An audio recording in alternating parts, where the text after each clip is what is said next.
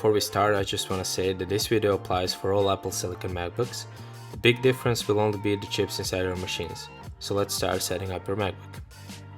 So first, when we go to System Settings, we're going to go to the Appearance, and I'm going to change always this to dark. For the color, I'm not going to use the default blue one, and I'm just going to choose the green right away.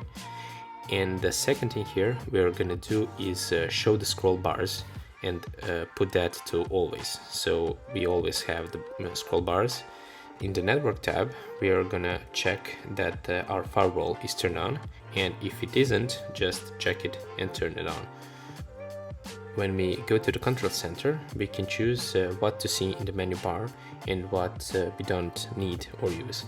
So for example, I always use the volume options, and I put that to always shown in menu bar. Now you can see that I can't change the sound, that because I'm using the audio interface, and it's controlled by that. If I was without my audio interface right now, I could change the sound volume right from here. Now a good tip to always add is the battery percentage, and so we're gonna put this to shown in menu bar like this, and it's gonna show it and show percentage. That's also one thing to add up here, and of course if you need something to disable here, you can do that as well. Now let's head to desktop and dock, and here the first thing I'm gonna do is go to hot corners, just scroll down, and for the hot corners I don't use three other corners, only the left down corner for locking my screen, and you can literally put anything for other three, and it's gonna simulate like a shortcut. For example, if I put it for the lock screen, it's just gonna lock and unlock. That the one thing I always do before putting my Mac to sleep. One more thing we're gonna do here is disable show recent applications in dock. So let's go to Finder, Settings, and we're gonna check a few things here. Now first, for default, I'm gonna put the hard disk to be shown on the desktop, so we can arrange that. And to the new Finder window show, we're going to choose the desktop. Next thing here is going to be the sidebar. For the sidebar, we're just going to put some things in our sidebar that we do need.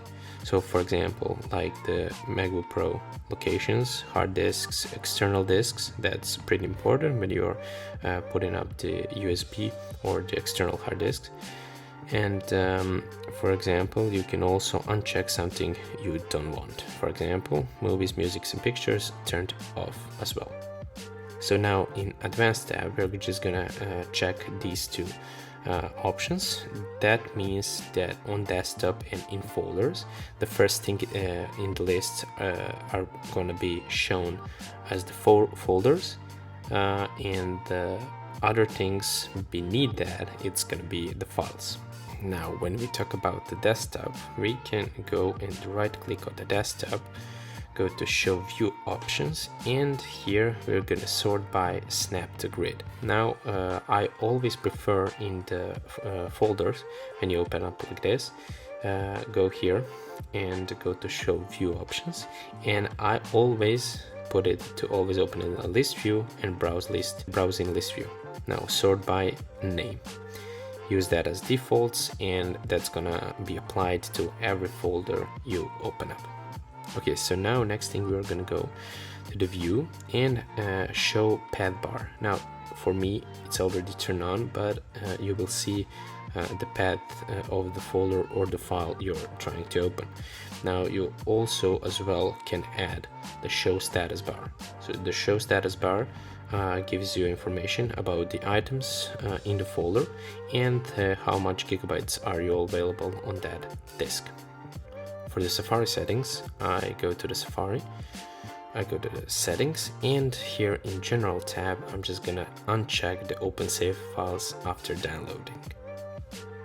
Amphetamine is an app that I use when I'm working, and it basically allows you to bypass the screensaver and for your screen to be turned on as long as you want. So for example, you can put it in hours, minutes, or indefinitely until you turn it off. The second app is the monitor control. Monitor control give you the option to control the brightness of your external monitor, and that's why I always use it when I'm putting my Mac on 2 or 3 monitors.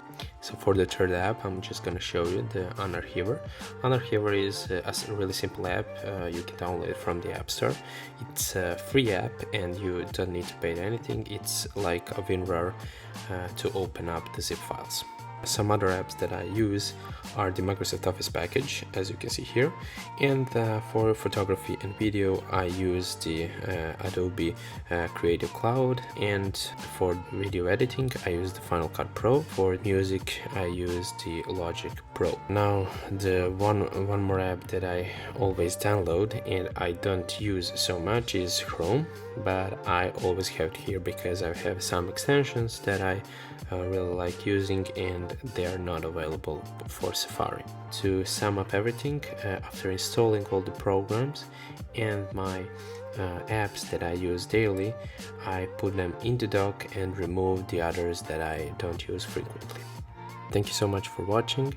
Please like, share, subscribe, and comment below what should I do in the next video.